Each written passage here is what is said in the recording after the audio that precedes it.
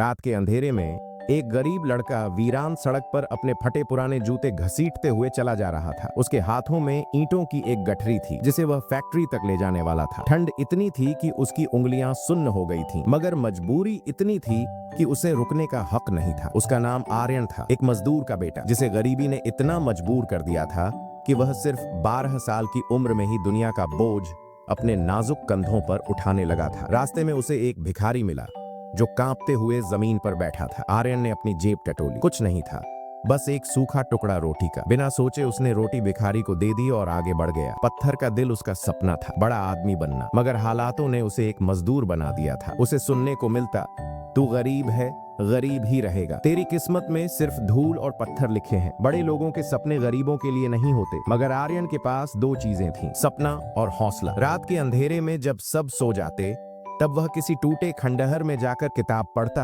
जो उसने कचरे से उठाई थी। मजदूरी के पैसे बचाकर उसने एक पुराना लैपटॉप खरीदा और इंटरनेट से सीखना शुरू किया। लोग उसे पत्थर का दिल कहते थे क्योंकि उसने दर्द को अपनी ताकत बना लिया था। जब दोस्त पार्टी कर रहे होते, वह काम कर रहा होता। जब लोग हंसते, वह मेहनत कर रहा होता। जब लोग सोते, वह अपने सपनों को जी रहा होता। एक दिन उसी फैक्ट्री के मालिक ने उसे ताने मारते हुए कहा, तेरा काम सिर्फ पत्थर ढोना है, तू कभी बड़ा आदमी नहीं बनेगा। उस दिन उसने ठान लिया, अब उसे खुद को साबित करना था। उसने दिन रात मेहनत की, स्टार्टअप आइडियाज पर काम किया, खुद को ऑनलाइन स्किल्स सिखाई। 5 साल बाद जिस फैक्ट्री में वह मजदूर था, आज वह उसकी खुद की फैक्ट्री बन चुकी थी। वह अब सिर्फ पत्थर ढोने वाला मजदूर नहीं था, बल्कि पत्थर तराश कर हीरे बनाने वाला बिजनेसमैन बन चुका था। पत्थर का दिल ही सबसे मजबूत होता है। जब वही पुराना मालिक उसकी फैक्ट्री में मजदूरी के लिए आया, तब आर्यन ने सिर्फ एक चीज कही, मुझे बदला नहीं लेना, बस इंसाफ चाहिए था। आज वह लाखों गरीब बच्चों की मदद कर रहा था,